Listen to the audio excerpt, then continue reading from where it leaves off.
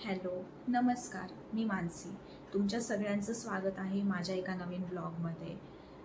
लवकरच आपलं मराठी नवीन वर्ष सुरू होतंय, तर सगळ्यांना गुढीपाडव्याच्या खूप खूप शुभेच्छा. दरवर्षी आपण जेव्हा नवीन वर्ष सुरू होतं तर आपण काही ना काहीतरी ध्येय प्रत्येकजण ठरवत असतं.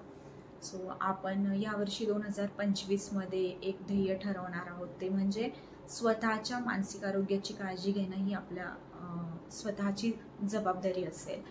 कारण की ज्याचं मानसिक आरोग्य उत्तम तो माणूस सर्वात सुखी समजला जातो.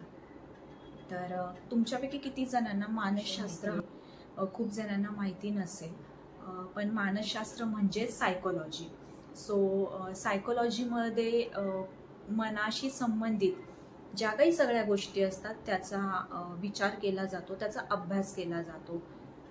थोडक्यात सांगायचं झालं तर मनाचा अभ्यास करणारं शास्त्र म्हणजेच मानसशास्त्र. आणि हे काही वेगळं नाही आहे, आपल्या दैनंदिन जीवनाचाच एक आता भाग झालेला आहे. कारण दिवसभरात आपल्या आजूबाजूला असंख्य अशा गोष्टी घडत असतात, चांगल्या वाईट कोणत्याही, आणि त्याचा परिणाम आपल्या जसं शरीरावर होतो त्याचप्रमाणे आपल्या मनावर सुद्धा होतो. सो ह्या सगळ्याचा विचार या विषयामध्ये केला जातो. आणि मला हा विषय शिकायला होता कॉलेजमध्ये असताना, आणि मला नव्हतं वाटलं की आजच्या काळामध्ये हा विषय इतका महत्त्वाचा ठरेल. कारण की कोरोनानंतर मानसिक त्रासामध्ये खूप मोठ्या प्रमाणात वाढ झालेली आहे लोकांमध्ये. त्यांना कळत नाही की आपल्याला काय होतंय, आणि ते जात असतात त्या त्रासामधून. ते कोणाशी बोलायला गेलं तर कोणी त्यांचं बोलणं सुद्धा ऐकून घेत नाही.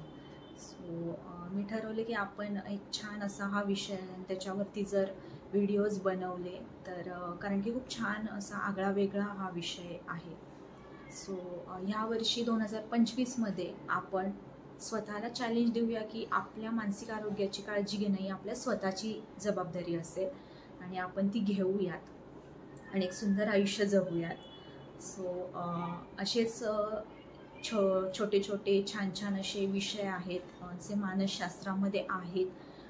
तर आपण ते विषय घेऊन तुमच्यासमोर मी नक्कीच येईल व्हिडिओद्वारे.